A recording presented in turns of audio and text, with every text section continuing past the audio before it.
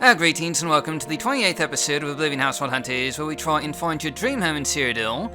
And as always, I'm your host, Dark Elf Guy, and this time around we're taking a look at 3 house mods from around Skingrad, and more specifically outside the city itself. Now, I don't know about you, but the landscapes around Skingrad are probably one of my favourites in, vanilla Oblivion. The area is just incredibly scenic, and today's house mods take full advantage of that natural scenic beauty. And anyway, as always, you can find the download links for all the mods shown here down in the video description below. So let's get started with our popular house mod of the week. And this week we have Castle Weald 2 by Trollf. And this is a truly massive house mod, and to be completely honest, it's going to take a fairly long time to, just cover it all. Basically, this is, as the name would imply, a castle mod that adds a castle along the road between Skingrad and the Imperial City. Well, really, it's more of a settlement, and quite a bit more than a simple castle, You'll find a new road leading off from the main road to Skingrad, with a watchtower and guard garrison that sends out regular patrols to keep the roads safe here. And there's also a small inn here as well. And this whole area is, rather nicely, rustically scenic. But the main castle and settlement is a fair ways down the road still. And you can see the castle gates here, and this is just, truly a massive castle, with the main settlement fitting in the courtyard. And the whole place is certainly, quite scenic. But as we'll see later on, this isn't really the final version of the courtyard, or indeed the settlement at all. There's a bit of a quest line associated with this castle, and as you progress, the castle and settlement will expand with new houses, buildings, and gardens, just, sort of filling up the courtyard here. But even in this initial state, the castle is quite imposing, with several shops, such as, an armory, tavern, alchemy lab, stables, and a couple of houses here. And while the gardens are a bit on the, bare side, they're still quite lovely, especially in the evening hours here. And we're going to take a look at the updated and fully detailed version of the castle exterior here in just a minute, but first things first, we're going to take a look at the map. And this mod adds 2 new map markers here for convenience, including a tavern near the main road, and of course a map marker for the castle itself. And it is, about halfway between Skingrad and Imperial City, though it is a bit closer to Skingrad overall, right near the border of the West Weald, as you might expect. And going back to the castle courtyard here, you can see what this place looks like once you actually do finish the entire quest line, which, fair warning, is going to take quite a bit of time, not to mention a ton of gold. But once finished, the castle is a much more, sort of lively place, with more guards and NPCs going about their daily routines, more gardens to ride for some more scenic walks, and of course, more houses for all these new NPCs to live. You'll even notice that after finishing the quest line, you'll have 2 horses in your stables that are free for you to use. And while the initial castle is quite beautiful in itself, there's no question that the final product is, pretty amazing, and will definitely make you feel like a, sort of count ruling over a decent-sized settlement. But before we get ahead of ourselves, like I said, there's a quest line to get this castle, and basically, you gradually pay your way for upgrading and renovating this old castle, with the fees starting out, being pretty small, like office supplies for only a few hundred gold. But as time goes on, you'll be spending more and more, and gradually get access to more and more areas of the castle. But fair warning, to unlock everything, you'll probably need to spend about 300,000 gold in total, which is obviously quite a lot. You won't be able to unlock this castle at once unless you're extremely rich. Now, since the castle gradually unlocks and updates, you'll be able to get access to various services long before, you pay for everything. But for the sake of this showcase here, we're going to be looking at the finished castle, starting with the main castle entrance, which after updating is really a rather beautiful set of chambers, including gardens and some rather atmospheric lighting. And taking a look at another set of chambers, here you can see the Great Hall, which connects a number of different areas of the castle. And the design here is, pretty cool. It actually opens up and looks out into the outside world with windows in the ceiling here, which is, a really nice effect. And now, like any good house mod, this castle, once you, finally own it, includes a display hall that's beautifully pre-decorated with lots of furnishings, gardens, and, much more. But with tables for you to display your own stuff, as well as, chests and other containers to store your extra loot in, if you so desire. And I just have to say that these finished rooms are really, all quite beautiful looking. But moving on, we're next going to be taking a look at the Grand Dining Hall, which is a massive set of chambers with enough room to seat a dozen or so guests. And this room is perhaps a bit darker than the rest of the castle here, but no less, well finished.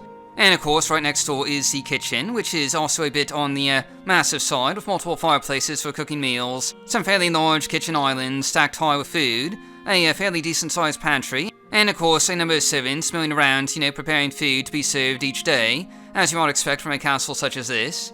And there's also naturally a large and beautiful master bedroom for you to use once you fully own the castle. And as a side note, there's actually some less opulent chambers that you get access to early on, so you don't have to pay the full 300,000 or so gold in order to get a bedroom here. But anyway, this final master bedroom chamber is rather, breathtaking, with a master bed, private dining area, some lovely gardens, and a study all rolled into one. And as you might expect from a castle this size, one of the many rooms that you'll find includes a magic lab, with a large set of gardens in the middle, which can also, double as an ingredient garden, should you need some ingredients for your alchemical brews, as well as altars of enchanting and spellmaking, a desk to study at for those late nights reading magical scrolls and the like, and of course there's an alchemical station with equipment for you to use. And there's also a second set of indoor gardens here, with some dining space for you to, take your meals if you should so desire.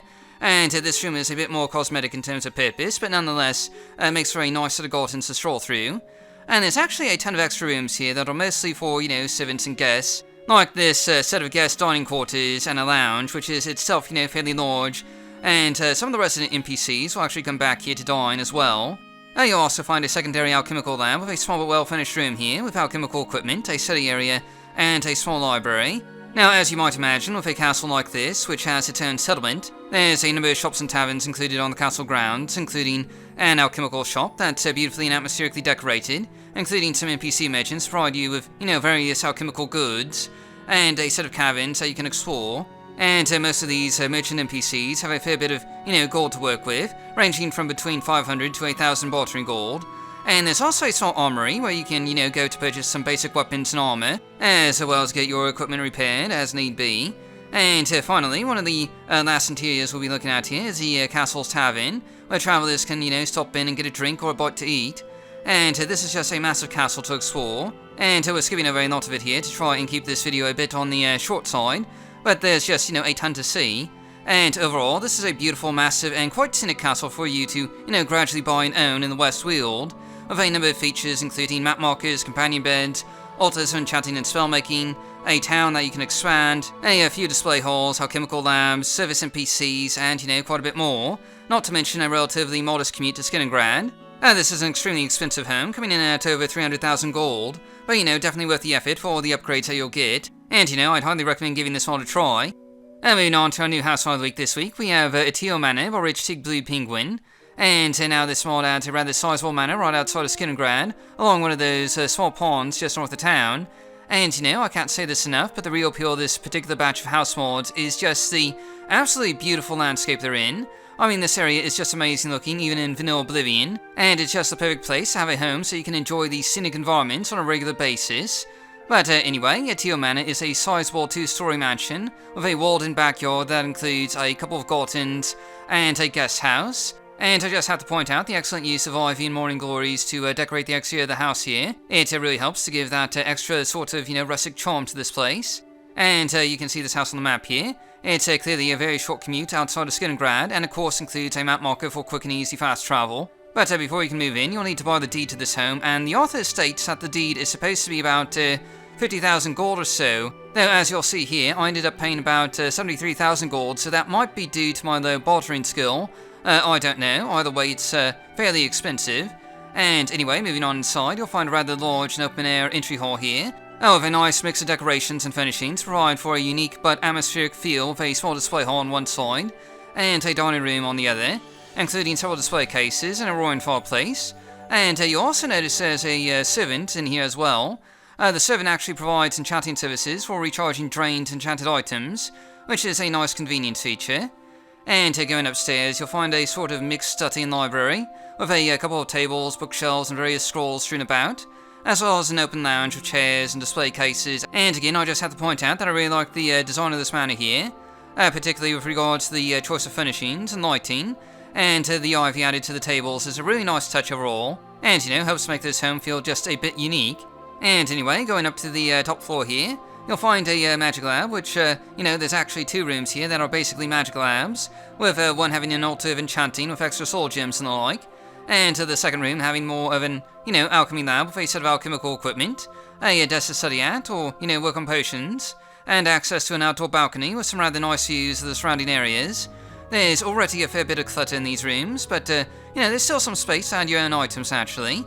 And finally, our last room in the main house here is the master bedroom, which comes with a private dining area for when you want to take your meals away from the more, open areas down below. And there's also a couple of bookshelves for displaying items, and of course a master bed to sleep in. The room is really nicely decorated with morning glories to add again that bit of, unique charm and life to the place. And the last thing we'll be looking at here is the guest cottage, which comes with 2 beds for companions or extra NPC staff that you might have.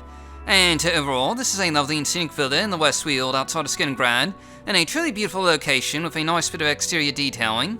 This manor is obviously a bit more mid-sized than the castle we just looked at, and while it is cheaper, it's still, fairly expensive in the grand scheme of things. It does come with a number of convenience features though, such as a map marker, enchanting services, and an altar of enchanting. Also an alchemy lab and companion beds for your traveling companions.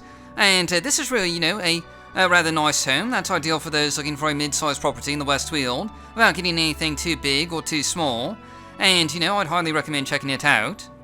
Finally, for our underrated house mod of the week this week, we have Cottage by Khettienna. And now this is by far the smallest house mod that we'll be looking at today.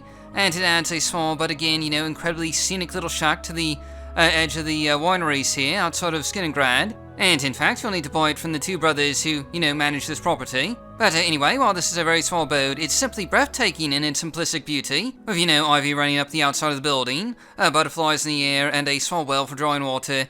And you can see this on the map here, and much like our last house, it has a very short commute into Skingrad, and it also comes with a map marker as you might expect. And anyway, as I mentioned before, you do need to buy this house, and it's actually pretty cheap. You can get the deed for about 1,500 gold, making this by far the cheapest house in today's lineup. And going inside, you'll see pretty much right away why this is called Ivy Cottage, as the walls are absolutely covered in ivy and morning glories, making for a beautiful and unique residence to call your own. The shack itself is just 1 room with 2 beds, one for yourself and a companion. And there's also an alchemy lab where you stand to put your own alchemical equipment, and there's ingredient storage as well. And you'll also find a roaring fireplace and butterflies, fluttering about in the air. This place is just, really absolutely beautiful, even if it is, quite small. And as you might expect, this house does come with a few mage-specific features, with an ingredient sorter that can also organize your potions and, magical scrolls, which is a nice convenience feature to have.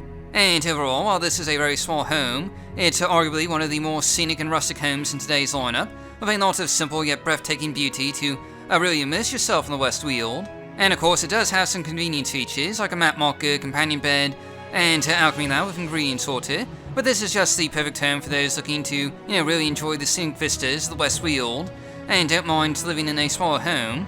If you're playing a mage-style character especially, I'd really recommend giving it a try. And that pretty much wraps up everything for today's episode. Thanks for watching, and I'll see you all next time.